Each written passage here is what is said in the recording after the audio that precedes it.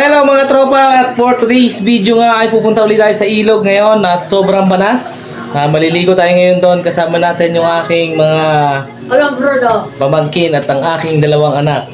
Ayan, sila yung kasama natin papunta sa ilog.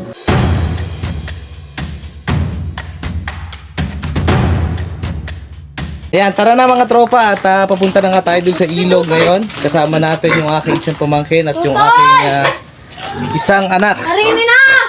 At dito tayo ngayon dadaan sa Kasagingan at sa Niyugan. Talagang kailangan din natin talaga maglakad papunta doon.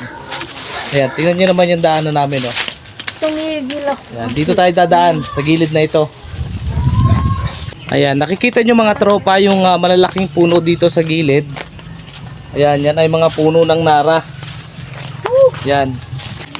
At sa mga pagkakataon namang ito mga idol ay patuloy tayo sa paglalakad. Patungo nga tayo doon sa ilog na kung saan tayo ay magtatampisaw, magre-relax at magbababa. Minsan-minsan nga mga idol ay pagbigyan naman ang ating sarili na tayo ay makapag-relax. Yun bang kahit minsan ay malimutan mo na ikaw pala ay maraming utang.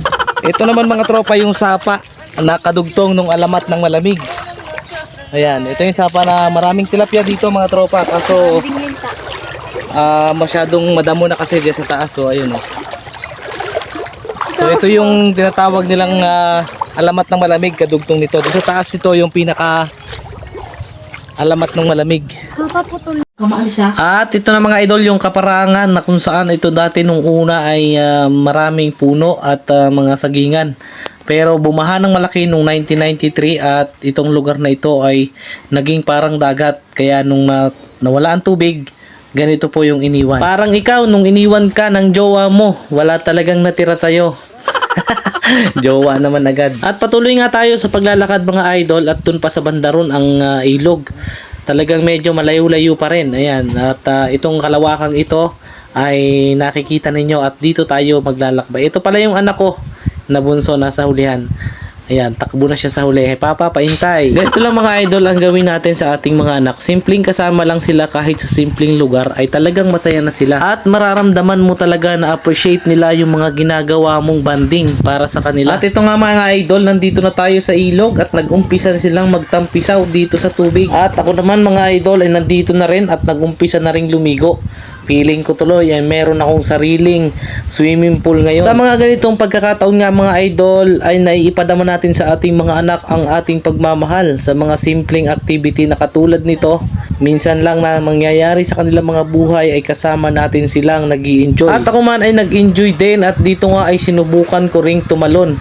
Ala pa naman ay para naman palaka talaga. Nakaka-relax din naman talaga mga tropa ang lugar na ito dahil napakagandang pagmasdan at talagang napakalamig ng tubig at anong sarap talagang maligo. Kung gusto nyo rin magbanding ng iyong pamilya ay dito mo dalhin sa ilog. Walang maraming gastos mga idol.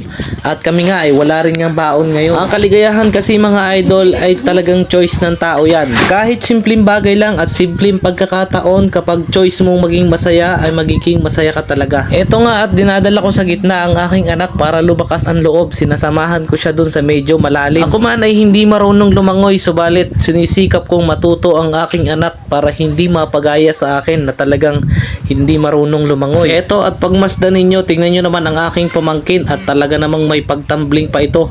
Ayan o, pinakitaan pa tayo ng isang malupit. At sa mga pagkakataon ngang ito mga idol, tayo po ay uuwi na dahil malapit na po mag-alas 6 ng hapon. Muli po maraming salamat mga idol sa inyong panonood. Salamat din sa mga shares and comments. At salamat po sa taus-pusong suporta. Paalam!